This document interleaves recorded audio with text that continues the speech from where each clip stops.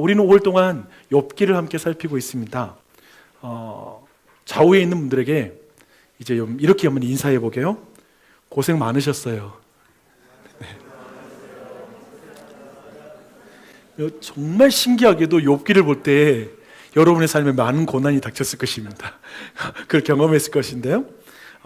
이제 다음 주까지 욥기를 다루게 돼요. 그래서 다시 한번 옆에 있는 사람이 인사하겠습니다.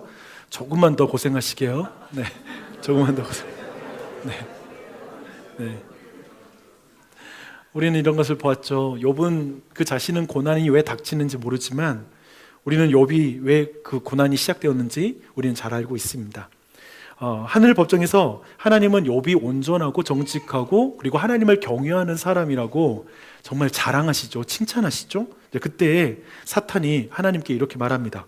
욥이 하나님을 경외하는 까닭은 하나님이 선물을 많이 줬기 때문에 그렇습니다.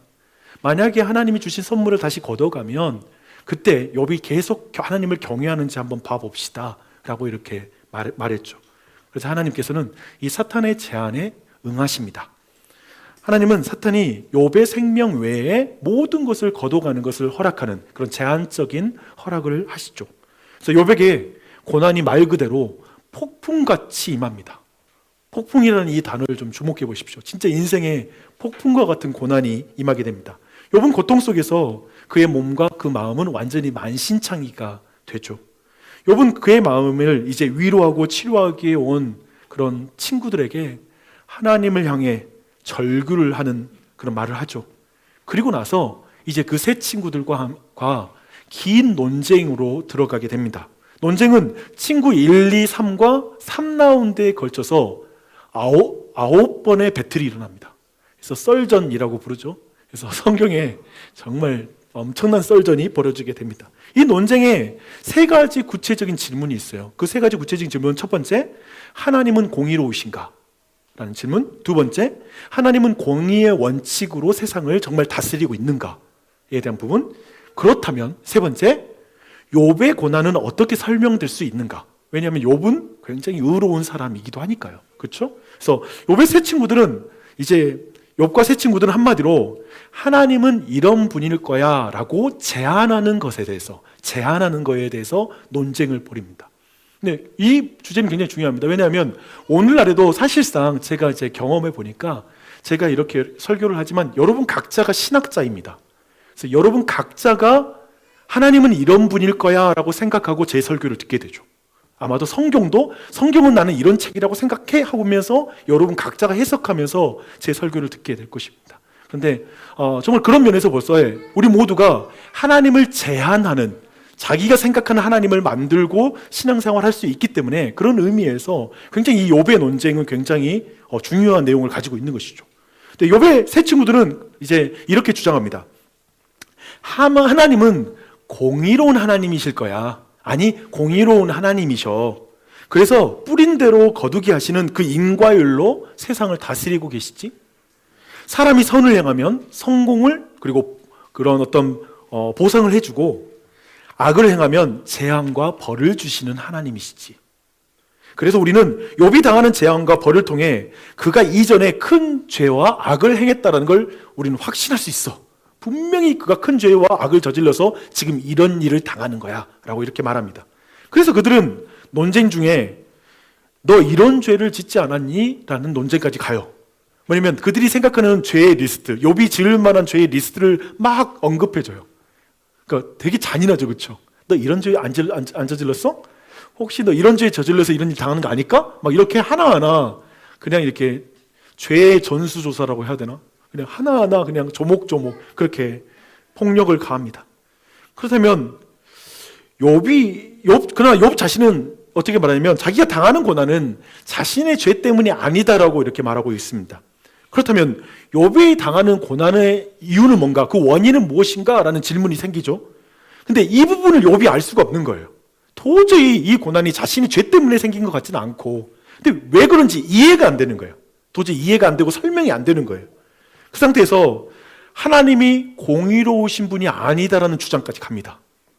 그리고 심지어는 하나님은 불의한 분이시다라는 주장까지 욥이 해요. 놀랍죠? 그래서 욥기 9장 22절부터 24절 보면 그런 내용이 나와요.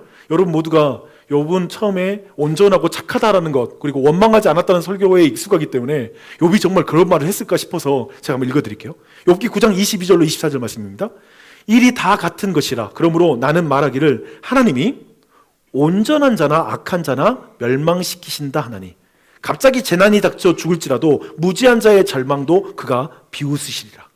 세상이 악인의 손에 넘어갔고 재판관의 얼굴도 가려졌나니 그렇게 되게 한 이가 그가 아니시면 하나님이 아니시면 누구냐? 라고 이렇게 말하고 있습니다. 욥은 있잖아요.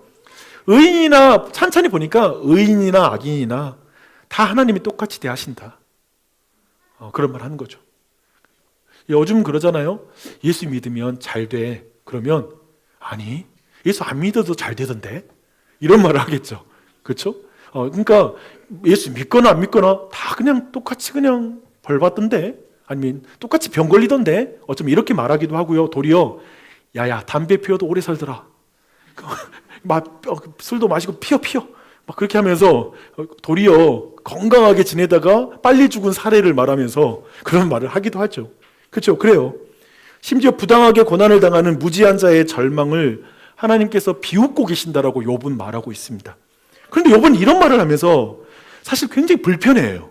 여러분 주목하셔야 돼요. 쭉 읽어보면 욥이 이런 말을 하고 나서 하나님은 의롭지 않은 게 분명해 이렇게 말하면서 다시 한번 불편한 마음과 내색을 합니다. 왜냐하면 그는 사실상 하나님을 너무 경외하고 싶거든요. 하나님은 정말 공의로운 분이라는 걸 자신도 너무 믿고 싶은 거예요. 그런데 자기가 당하는 일이 이해가 안 되는 거예요. 그래서 사실상 그가 오락가락하는 말을 되게 해요. 그 오락가락하는 말이 뭐냐면 27장 8절에 이런 말이 나와요. 불경건한 자가 이익을 얻었으나 하나님이 그의 영혼을 거두실 때에는 무슨 희망이 있으랴. 무슨 말이냐면 하나님 이 세상에 불의한 자가 성공하는 거예요. 어떻게 정말 많은 성취를 하는 거예요. 그렇지만 하나님 그의 생명 가져가면 그게 무슨 소망이 있겠어? 옳은 말이죠. 그렇죠? 그렇죠? 그런 말을 해요. 그러니까 여러분 이 욥이 이렇게 지금 오락가락한 상태가 이해되세요? 제가 그 서구 신학자들이라든지 그리고 사실 욥기 해석하는 서구 신학자들이 해석을 잘 못해요. 왜냐하면 서구 신학은 일관성에 대한 주장이 강하거든요. 그러니까 일관적으로 해석하는 게 되게 좋아하니까 이런 부분 잘 이해를 못해요. 근데 우리는 좀 잘 이해하잖아요. 여러분 어때요? 이해할 수 없는 고난당하면 사람이 어떻게 되는 줄 아세요? 하나님 왜 이러셔? 막 기도할 때 막 하나님 왜 이렇게 나를 대하세요? 하다가 중간쯤에 가서 이렇게 하면 안 될 것 같아. 하나님 근데 하나님 공의로우시죠 했다가 하나님 왜 이렇게 나한테 대하세요? 이게 오락가락해요. 그렇죠? 사실 실존에서 우리가 경험하는 거예요. 욥의 이 상황을 여러분이 그렇게 이해할 수 있다는 것이죠. 그래서 욥은 친구들이 말하는 그러나 그것은 분명하죠. 욥은 친구들이 말하는 인과응보라는 인과율로 자신의 당하는 그 고난은 설명할 수 없다라고 말하는 거예요. 이 부분이 이해를 못하는 거예요. 즉 친구들이 말하는 하나님은 인과응보의 하나님이야, 그런 공의의 하나님이야 라고 주장하는 것은 동의할 수가 없는 것이죠. 그래서 욥은 마지막으로 이제 어떻게 하겠어요? 하나님께 설명을 요구해요. 그래서 31장 그 35절에 보면 욥이 마지막으로 그가 말하는 그 말 한마디가 나옵니다. 이렇게 말합니다. 누구든지 나의 변명을 들어다오. 나의 서명이 여기 있으니 전능자가 내게 대답하시기를 바라노라. 나를 고발하는 자가 있다면 그에게 고소장을 쓰게 하라. 그러니까 이제 나 더 이상 너희들과 대답하고 싶지 않아. 너희들 말하려면 하나님께 말해. 고소장을 하나님께 써. 그리고 나 하나님 대면에서 하나님한테 좀 답을 듣고 싶어 라고 이렇게 최종적으로 하나님께 호소합니다. 근데 욥은 하나님을 정말 만나고 싶어 하는 거예요. 근데 생각해 보세요. 지금 욥이 이렇게 하나님께 이런 답을 요구할 때 전제하는 내용은 뭐냐면 사실상 욥은 하나님 도대체 어디에 계십니까? 라는 것이죠. 지금 하나님을 만나고 싶은 거예요. 그의 삶에서 하나님의 부재를 경험하는 거예요. 이 폭풍과 같은 이 고난 속에 하나님이 안 보이는 거예요. 하나님 자신이 기도해도 하나님 기도에 응답을 안 해주는 거예요. 그래서 이 말 하는 거죠. 하나님 제발 대답 좀 해주세요. 하나님께 좀 들어야 되겠습니다. 하나님 만나야 되겠습니다. 하나님 지금 제가 이런 고난을 당하는데 어디에 계시는 것입니까? 라고 이렇게 호소하고 있는 것이죠. 이렇게 하나님의 대답을 찾는 욥에게 사실 오늘 그 35장 이후를 보면 엘리후라는 인물이 또 등장하거든요. 근데 그 인물이 사실 이렇게 말해요. 전능자를 우리가 찾을 수 없다. 욥에게 되게 냉정한 말을 해요. 전능자, 우리가 최근에 배웠죠. 샤다이, 엘샤다이 하나님을 우리가 찾을 수 없어. 욥, 너는 결코 하나님 만날 수 없어. 이렇게 말하는 거예요. 너는 하나님이 안 만나 주실 거야 라고 이렇게 말을 하는 것이죠. 근데 욥의 세 친구보다 사실상 굉장히 깊이 있는 사람이기도 하거든요. 근데 그런 말을 해요. 당연히 욥의 세 친구도 엘샤다이 하나님은 너를 안 만나 줄 거야. 너는 죄인이기 때문에 하나님이 안 만나줘. 이렇게 생각하는 상태였죠. 그런데 모두가 상상하지 못하는 일이 오늘 본문 안에 벌어지게 되죠. 1절에 보니까 전능자가 욥을 찾아온 거예요. 그래서 그때 여호와께서 폭풍우 가운데서 욥에게 말씀하여 이르시되, 이런 배경을 딱 생각하면 이건 되게 은혜로운 장면이에요. 욥이 하나님을 찾아간 게 아니에요. 맞아요. 욥은 하나님을 찾을 수 없어요. 근데 전능자가 욥을 찾아오신 거예요. 너무 은혜롭죠? 근데 특별히 주목할 표현이 있는데요. 여호와께서 폭풍 가운데에서 라는 표현입니다. 여호와께서 폭풍 가운데에서. 주목할 것은 1장, 2장 이후에 여호와라는 이름이 여기에서 처음 사용돼요. 그러니까 매우 의도적으로 여기에서 이걸 사용해요. 사실 중간에는 샤다이, 엘샤다이, 전능자에 대해서 계속해서 세 친구가 그 이름을 사용합니다. 근데 이 여호와라는 이름을 여기에서 사용함으로 의도적으로 우리에게 뭔가 메시지를 주고 싶어요. 최근에 우리는 이 이름, 하나님의 이름에 대해서 함께 말씀으로 살펴보았잖아요. 그때 우리는 이 여호와라는 이름이 모세에게 주어졌던 그 배경에 대해서 함께 살펴봤던 걸 다시 한번 떠올리기 원합니다. 우리가 아는 것처럼 애굽에서 종노릇하고 있었던 이스라엘 백성, 400년 동안 애굽에서 지내면서 이제 한 민족이 되었지만 어떤 바로에게 고난을 당하고 있었던, 그리고 억압당하고 어떤 착취를 당하고 있었던 그 이스라엘 백성을 출애굽시키기 위해서 하나님께서 모세를 부르시는 그 장면입니다. 그때 여호와라는 이름을 주셨죠. 생각해보면 이스라엘 백성이 있잖아요. 오랜 노예 생활을 하는 가운데 얼마나 고통스러웠어요. 그래서 절규하죠. 그들도 폭풍 같은 그런 고난을 당하고 있었던 거예요. 그 가운데 부르짖어요. 아마도 그 내용은 이랬을 거예요. 하나님 도대체 어디 계십니까? 야곱의 하나님, 이스라엘의 하나님, 그리고 아브라함의 하나님 도대체 어디에 계십니까? 우리의 기도를 들으시는 것입니까? 라는 그 외침을 동일하게 이스라엘 백성도 하고 있었습니다. 또한 모세 자신도 그런 외침을 하고 있죠. 그는 젊었을 때 힘 있는 위치에 있을 때 자기 민족을 이끌려고 했어요. 뭔가 그 안에서 자기 민족의 지도자가 되려고 시도했던 경험이 있습니다. 근데 그때 하나님이 전혀 도움을 안 준 거예요. 이스라엘 백성도 그를 인정해 주지 않았어요. 그래서 그는 도망자가 되어서 40년 동안 지금 광야를 지내면서 이제 80 나이 먹은, 이제 아무런 힘이 없는 그런 나이 든 사람은 그 자리에 서 있었거든요. 그래서 모세는 사실상, 아니 내가 젊었을 때 하나님은 어디 계시다가 이제 나이 들어서 아무것도 할 수 없을 때 이제 나에게 나타나서 왜 나를 또 이스라엘 백성을 출애굽시키라고 명령하십니까? 사실 이런 맥락의 말을 계속합니다. 하나님 불러도 더 이상 안 해요 라는 말을 반복해요. 그런 걸 여러분 기억해 보십시오. 그런데 하나님은 놀랍게도 그 대화 가운데 모세에게 이렇게 말씀하세요. 이 말씀을 하고 여호와라는 이름을 주거든요. 이렇게 말합니다. 나는 내 조상의 하나님이니 아브라함의 하나님, 이삭의 하나님, 야곱의 하나님이라. 나는 애굽에 있는 내 백성의 고통을 분명히 보고 그들이 그들의 감독자로 말미암아 부르짖음을 듣고 그 근심을 알고 있는 하나님이라.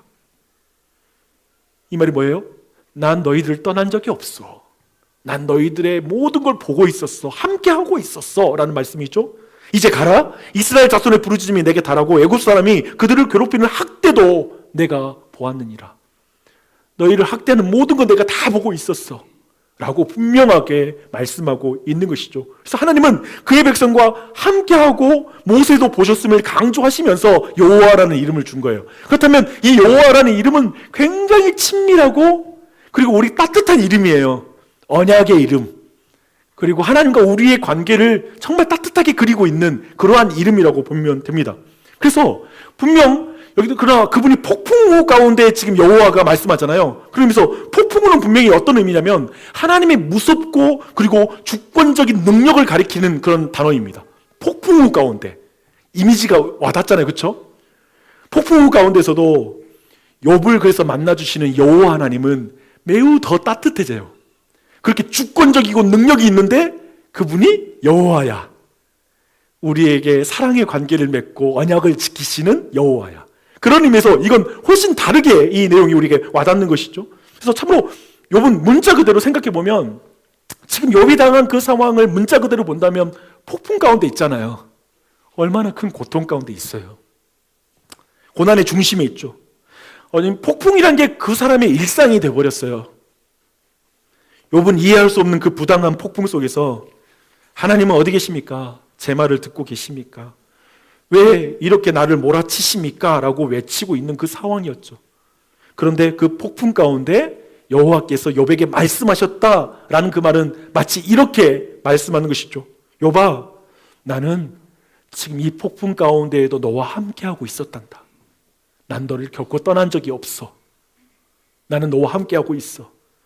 내가 네 고통을 보지 않는다고 말할 때 그때 나 네 고통을 다 보고 있었어. 네가 너의 부르짖음을 내가 전혀 듣고 있지 않다고 말할 때 아니, 나 네 모든 목소리, 숨소리 하나하나까지 다 듣고 있었어. 너가 너의 근심을 나는 전혀 모를 거라고 말할 때 아니, 난 너의 근심을 알았다. 나는 여호와 하나님이란다. 네가 저 마귀에게 괴롭힘을 당하고 학대받고 있는 그때에 나는 다 보고 있었단다. 나는 여호와 하나님이란다. 지금 이 말씀이 여호와께서 폭풍 가운데서 욥에게 말씀하셨다라는 이 안에 담겨져 있는 그 장면이죠. 이렇게 지금 모든 권능과 주권을 가지신 전능자가 여호와라는 이 친밀한 이름으로 다가오신 것을 강조하면 있잖아요. 이제 그 뒤로 나오는 이어지는 말투에 대한 해석, 그리고 그 뉘앙스가 좀 달라지게 돼요. 뒤에 있는 내용이 뭐죠? 무지한 말로 생각을 어둡게 하는 자가 누구냐? 너는 대장부처럼 허리를 묶고 내가 내게 묻는 것을 대답할지니라. 그러니까 예를 들면 이걸 이 무식해서 헛소리를 짓거리는 너는 들으라. 이놈 새끼야. 대장부처럼 아무튼 허리 묶고 한번 내 말에 다 대답해봐. 이런 약간의 책망인데 좀 약간 한 대 때리려고 그냥 무섭게 하는 그런 책망의 말이 아니라는 것이죠. 지금 분명 하나님은 욥을 책망하는 말이에요. 그러나 여호와 하나님이 아버지와 자녀라는 친밀한 관계 안에서 욥을 책망하는 부성적인 책망, 그런 이미지로 봐야 된다는 것이죠. 그렇죠? 그래서 여기에서 대장부라는 것도, 대장부 너 한번 대답해봐 라는 것도 그 아버지가 그럴 때 있잖아요. 우리 남자들은 이해할 것 같아. 아들 딱 불러놓고 야, 남자 대 남자로 좀 이야기 좀 해보자. 어쩌면 이럴 때 아버지와 자녀라는 그 특별한 관계 안에서 좀 솔직하게 이야기해보자 라는 그런 의미가 담기잖아요. 물론 이 상황에 딸만 있는 아버지들을 위로하고 싶습니다. 네, 우리 딸하고도 할 수 있다라고 저는 생각합니다. 네, 그렇게 한번 해보시길 바라고요. 하나님은 그러나 내용적인 내용은 분명히 이거예요. 욥아, 네가 무지한 말로 생각을 어둡게 했다라는 말은 분명히 책망의 어떤 그런 부성적인 책망의 말이긴 합니다. 유한한 피조물에 무지한 것이 문제는 아니에요. 여러분 주목하십시오. 말씀 자세히 보면 무지한 게 문제는 아니에요. 그렇잖아요. 우리가 뭐 얼마나 많이 알겠어요. 하나님과 비교하면 지식의 양이 떨어지죠. 그것은 문제가 아닌데 무지함으로 생각을 어둡게 하는 게 문제예요. 근데 여기서 생각이 뭔지 한번 우리가 생각해 볼 필요가 있어. 근데 여기서 생각은 뭐냐면 세상이 질서가 잡히고 운행되는 하나님의 신비하고 역설적인 운영 방식이에요. 그러니까 이 세상을 천천히 보니까 지금 욥이 당한 상황도 뭐냐면 되게 신비하고 역설적인 운영이잖아요. 그래서 이해가 안 되는 상황이잖아요. 그렇지만 이 신비하고 역설적인 그 운영 방식에 대한 이게 여호와의 생각인데 여기에 대해서 욥이 지금 하나님이 공의롭지 못하다. 지금 자기 신이 가진 지식과 경험이죠. 욥이 가지고 있는 지식과 경험에 한계된 그 지식을 가지고 하나님의 신비하고 역설적인 운영 방식을 평가하는 거. 그리고 이 상황 가운데 하나님 공의롭지 못하고 하나님 여기 함께 하시지 않는 게 분명해. 하나님 너와 동행하지 않고 있고 하나님 나를 미워하는 거야. 날 싫어하는 거야 라고 이 하나님의 생각을 어둡게 하는 것이죠. 이게 문제가 된다라는 걸 지적하고 있습니다.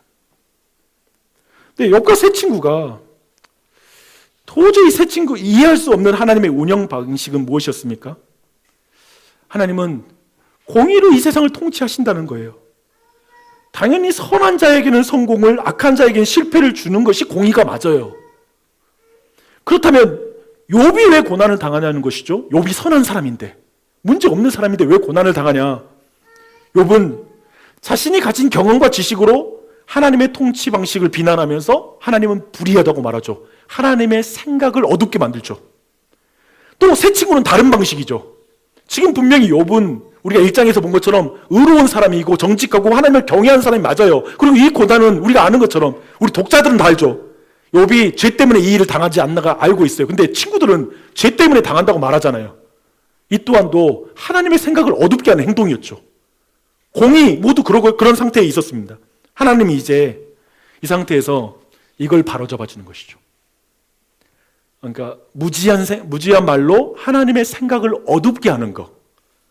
여기에 대한 답으로 이제 어떻게 우리에게 설명해 주냐면, 우선 가상 우주 여행을 떠납니다. 그래서 38장 1절부터 38절까지 사실 무생물과 관련된 하나님의 신비하고 역설적인 운영 방식을 설명해 줘요. 그리고 두 번째, 사파리 투어에 들어갑니다. 그래서 동물과 새들과 관련된, 살아있는 생물과 관련된 말씀이죠. 그래서 38장 39장 30절까지 이 내용이 쭉 다뤄지게 됩니다. 이것을 통해서 하나님의 신비하고 역설적인 통치 방식을 욥에게 알려주죠. 그리고 모두를 설명할 수는 없을 것 같아요. 지금 제가 전체는 안 다룰 거예요. 순간적으로 여러분 두려워하잖아요. 그렇죠? 다 다루면 안 될 텐데. 그래서 다 안 다뤄. 가상 우주 여행에서 한 가지, 그 다음에 사파리 투어에서 한 가지를 예로 들어서 지금 이 전체 내용을 좀 한 번에 하나로 전체를 좀 이해할 수 있도록 한번 가볼게요. 우선 8절부터 11절에서 이제 무생물과 관련된 하나님의 신비하고 역설적인 통치 방식 한번 볼게요. 8절입니다. 바다가 그 모태에서 터져 나올 때 문으로 그것을 가둔 자가 누구냐? 그때 내가 구름으로 그 옷을 만들고 흑암으로 그 강보를 만들고 한계를 정하여 문빗장을 지르고 이르기를 내가 여기까지 오고 더 넘어가지 못하리니 내 높은 파도가 여기서 그칠지니라 하였노라. 여러분, 특별히 8절에 바다가 나타납니다. 근데 특별히 성경 구약과 신약에서 이 바다는 사실상 죽음의 상징으로 사용됩니다. 그 경우가 굉장히 많아요. 그래서 우리가 알고 있는 물리적인 그 바다를 넘어서서 사망과 관련된 무질서와 혼돈과 위험, 그리고 악의 상징으로서 바다를 성경은 사용을 하고 있습니다. 근데 욥기에서 지금 여기서 사용된 게 그 바다가 그런 의미입니다. 네, 그래서 우리가 보는 것처럼 그 악을 문빗장을 가지고 막는 자가 누구냐고 물어보는 거예요. 그러니까 악을 통제하고 있는 자가 누구냐라고 지금 이렇게 묻고 있는 것이죠. 그래서 우리 심지어는 파도가 치죠. 파도라는 것도 악이라고 볼 수 있는데, 그리고 고난이라고 말할 수 있어요. 그 파도가 쳐. 우리가 아는 것처럼 우리는 제주도 같은 데 여행하다 보면 워낙 그 바람이 세니까, 그러나 육지에서 아니면 카페, 바로 앞에 바다가 보이는 카페에서 파도가 팍 치는데 전혀 불안감을 안 느끼고 파도를 즐기고 있죠. 그렇죠? 왜 그런가요? 왜 그러냐면 경계가 있다는 거 알아. 파도가 더 이상 넘어오지 못하는 경계가 있다는 거 알죠. 근데 여기서 말하는 건 악이 있지만, 그러니까 이 세상 가운데 사실 하나님이 악을 만드신 건 아니에요. 하지만 이 세상에 악과 무질서와 혼돈이 생겨났어요.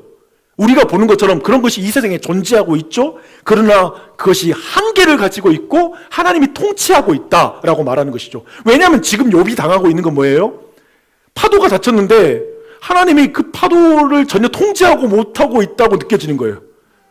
그 상황이야, 지금 자신의 삶이. 근데 아니, 하나님은 다시 말씀하는 거예요. 아니, 나는 한계를 짓고 내가 그걸 다스리고 있다라는 걸 말하고 있는 것이죠.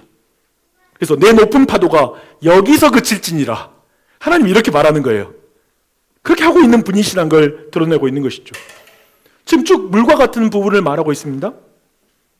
우리는 우리의 이해를 벗어나면 하나님의 통치를 벗어났다고 말하는 경향이 있죠. 그러니까 잘 생각해 보세요. 우리의 이해를 벗어나면 하나님의 통치가 거기 없는 거예요. 그런가요? 라는 질문을 한번 할 필요가 있겠죠. 그러나 하나님은 그렇지 않다고 말씀하시는 것이죠. 이제 또 물과 관련된 내용이 좀 더 있어요. 그 내용을 좀 더 볼게요. 22절부터 30절까지 내용도 매우 흥미롭습니다. 내가 눈 곳간에 들어갔었냐?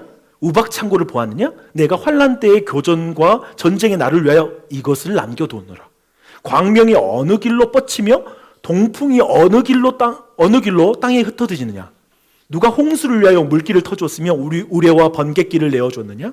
누가 사람 없는 땅에 사람 없는 광야에 비를 내리며 황무하고 황폐한 토지를 흡족하게 하여 연한 풀을 돋아나게 하였느냐?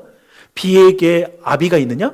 이슬방울을 누가 낳았느냐? 얼음은 누구의 태에서 났느냐? 공중의 서리는 누가 낳았느냐? 물은 돌같이 굳어지고 깊은 바다의 수면은 얼어붙느니라. 이 말씀 보면 있잖아요. 모든 내용은 뭐냐면 H2O와 관련된 내용입니다. 그렇죠? H2O. 근데 이 H2O 관련데 이게 물이 고체가 됐을 때 하나님이 전쟁 가운데 심판에 돌고 쓴다는 거예요. 동일한 요소인데 때로는 이것이 고체가 되어서 전쟁 가운데 그런 어떤 환란 가운데 사용되는 것이죠. 그러나 또 물이 지나치게 말하면 사람의 생명을 앗아가는 악이 돼요. 그렇죠?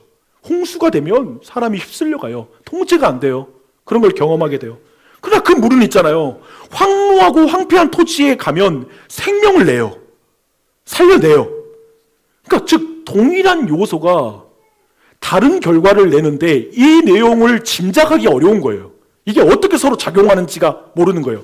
또 왜 이슬이 어떻게 나아지는지, 수증기가 증발하고 여기에 갔던 것이 어떤 식으로 전체 안에 작용하는지 다 이해하기가 힘들어요. 그래서 누군가에게는 선이 되고 누군가에게는 H2O가 악이 돼요. 그걸 누가 규정해? 자기 상황에 맞춰서 악을 규정할 뿐이지. 그래서 욥에게 있어서 여기에는 이것은 내 이해와 내 지식과 내 상황에서는 이건 악이야 라고 규정하지만 그 내용을 어떻게 만들어 가실지 모르는 거죠. 문제는 우리는 인과관계를 짐작할 수 없고 인과응보로 우리의 이해로 어쩌면 하나님의 공의를 쉽게 말할 수 없다는 거예요. 그걸 우리가 경험하고 있죠. 요즘은 진짜 기상의 어떤 그런 이상 기후로 인해서 이제 엘니뇨 말고 또 뭐가 있죠? 그러니까 뭐 그 안에 역동성과 그 인과관계를 도저히 이제 과학자들도 밝히지만 짐작 못해서 어려운 일 당하는 게 아니겠어요? 현대과학이 도저히 그것을 짐작을 못하니까 그런 일을 지금 당하고 있죠. 그래서 우리 모두는 경험합니다. 조금만 지식이 더해지면 우리의 이해를 벗어났다고 해서 하나님의 통치를 벗어날 수 있다고 말하는 거, 하나님이 통치하지 않는다고 말하는 게 얼마나 어리석은지, 내 이해와 지식으로 말하는 게 얼마나 어리석은 것인지를 우리가 경험하고 있죠. 사실은 이런 것은 지난주에 제가 말했지만 세상에 가도 있어요. 여러분 세옹지마도 있잖아요. 악과 선이 시간의 흐름 속에서 바뀐다라는 거예요. 이게 이 부분이 이 세상에서도 도달할 수 있는 부분인데 하나님께서 이 모든 걸 주관하고 있는데 왜 너의 지식과 생각으로 하나님의 선을 그리고 하나님의 악을 너가 규정하고 하나님 없다 있다고 이렇게 말하면서 내가 공의롭지 못하다고까지 말하고 있느냐. 이건 지나치다 라고 이렇게 말하고 있는 것이죠. 이제 사파리 투어만 가시게요. 빨리 갈게요. 한번 쭉 돌아봅시다. 사파리 투어로 들어가면 39절로부터 41절입니다. 내가 사자를 위하여 먹이를 사냥하겠느냐? 젊은 사자의 식욕을 채우겠느냐? 그것들이 굴에 엎드리며 숲에 앉아 숨어 기다리느니라. 까마귀 새끼가 하나님을 향하여 부르짖으며 먹을 것이 없어서 허우적거릴 때 그것을 위하여 먹이를 마련하는 이가 누구냐? 우선 이제 쭉 여러분이 이 내용 보면 동물과 관련된 예와 나오는 모든 동물들이 있잖아요. 모두 인간의 통제를 받지 않는 짐승과 새를 예로 듭니다. 마치 지금 욥에게 당하는 고난이 통제할 수 없는 것처럼 모든 동물도 우리가 길들일 수 없는 것들을 다 예로 들고 있어요. 그리고 특별히 그것들을 생명과 죽음이라는 인과관계 안에서 이제 욥에게 지금 가르치는 거예요. 아까 말한 것처럼 지식으로 하나님의 생각을 지금 흐리게 하는 자, 어둡게 하는 자에게 거기와 관련된 내용을 가르치고 있습니다. 우리가 아는 것처럼 생명은 어쩌면 선이고 우리에게 사는 게 선이잖아요. 그리고 죽는 건 악이잖아요. 그 내용을 가지고 이제 설명을 하는 거예요. 39절부터 41절까지는 사자 새끼와 까마귀 새끼가 등장합니다. 하나님이 이 새끼들을 어떻게 사용하신지 보게요. 새끼 사자가 굶주리고 있어요. 한번 생각해봐요. 새끼 사자가 굶주리고 있어요. 근데 이 새끼가 조금만 있으면 죽어요. 근데 이 사자 새끼가 살기 위해서 이제 자기보다 약한 짐승을 탁 문 거예요. 그리고 그 숨통을 꽉 쥐고 숨을 끌어가는데 그 작은 동물이 파닥파닥 되면서 이제 숨이 점점 죽어가는 거예요. 그리고 나서 죽자 새끼가 이제 이제 그 몸을 물어뜯고 사방으로 피가 튀는 거예요. 그리고 그 고기를 막 뜯어 먹습니다. 그리고 그가 먹고 난 그 자리에 까마귀 새끼가 이제 그것도 까마귀 새끼도 곧 죽을 뻔했는데 옆에서 사자가 그 고기를 다 물어뜯고 남은 그 고기 있잖아요. 이제 그 뼈에 붙은 그 고기들을 달려와서 이제 그걸 먹으면서 생존을 하는 거예요. 근데 여러분 이 장면에서 우리는 유쾌함은 느끼긴 힘들죠. 하지만 역겹다는 생각도 들지 않죠. 그렇지 않습니까?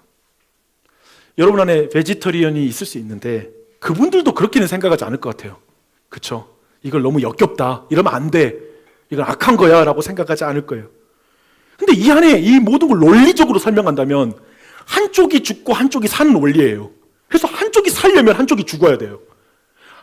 한쪽이 죽으면 한쪽이 살아날 수 있어요. 그리고 그 안에는 뭐가 있냐면 한쪽은 고통을 느끼면서 죽어가고 있고 한쪽은 되게 이제 살 수 있다는 희망을 가지면서 막 먹고 있어요. 기뻐요.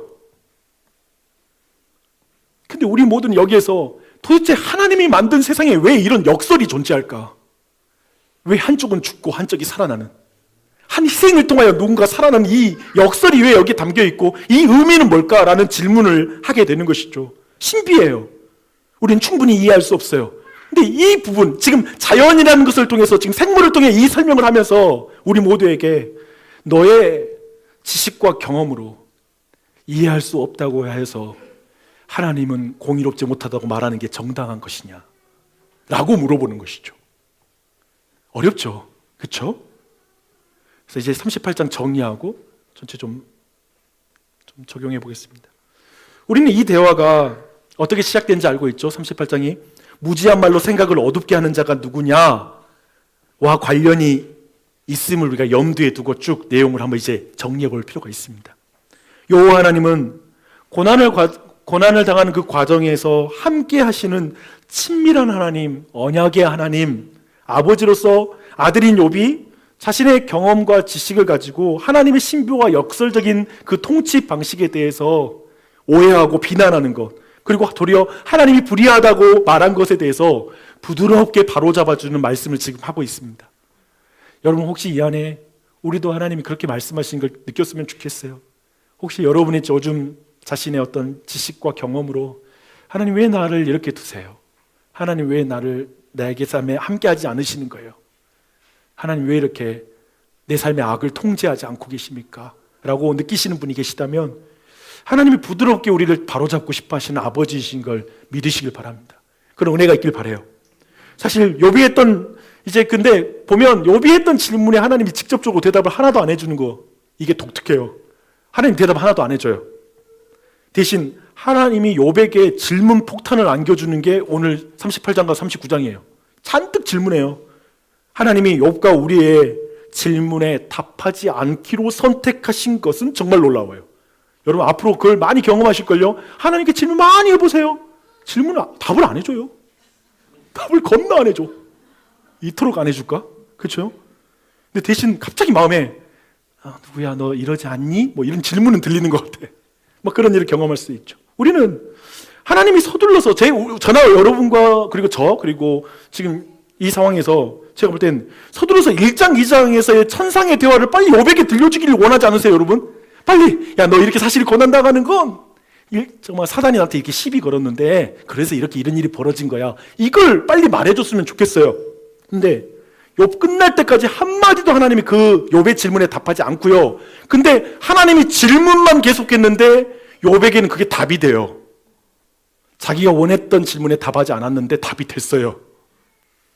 이 부분을 보는 게 되게 욥기의 마지막의 절정이죠. 우리 이 부분을 좀 배울 필요가 있는 거죠. 대신 가상 우주여행과 사파리 투어를 통해서 질문을 하고 있죠. 근데 이 말은 무슨 의미일까? 왜 내 질문에 대답하지 않고 질문을 잔뜩 하시나? 야, 무식하면 입 닥쳐 라는 의미일까? 야, 알지도 못하고 하는 질문에 대해서는 언급할 가치가 없어 라는 그 뜻일까? 아니요. 질문이 좋지 않거나 필요 없다라는 의미일까? 너에게 질문 따윈 필요 없다는 의미일까? 아니요. 근데 제가 보는 거는 하나님의 질문이 우리 질문보다 확실히 더 좋아요. 이걸 신뢰하실 필요가 있어요. 나의 질문에 대한 답을 얻는 것보다 하나님의 질문에 내가 답을 하는 게 훨씬 궁극적인 답이 되고 우리를 진짜 행복하게 만드는 답이기도 해요. 어쩌면 우리의 어린아이들이 전혀 전공자가 아닌 사람이 나한테 되게 시시한 질문할 때 어쩌면 근원적인 질문을 하지 않고 계속 그 질문의 주변부에 매달리는 게 사실 답을 하지 않고 도리어 우리가 그분에겐 솔직히 저희가 좀 모르고 있는 것이면 알려주실래요? 라고 요청하는 게 더 지혜롭지 않을까요? 어쩌면 그게 더 나은 경우가 있어요. 근데 사실 지금 그 상황이기도 한 거죠. 하나님이 주고 싶은 게 있어요. 사랑하는 여러분, 인생이라는 게 참 폭풍 가운데 사는 것 같아요. 그쵸? 쉽게 악의 파도가 경계에서 딱 지키고 있어야 되는데 갑자기 우리를 집어삼키려고 하는 거예요.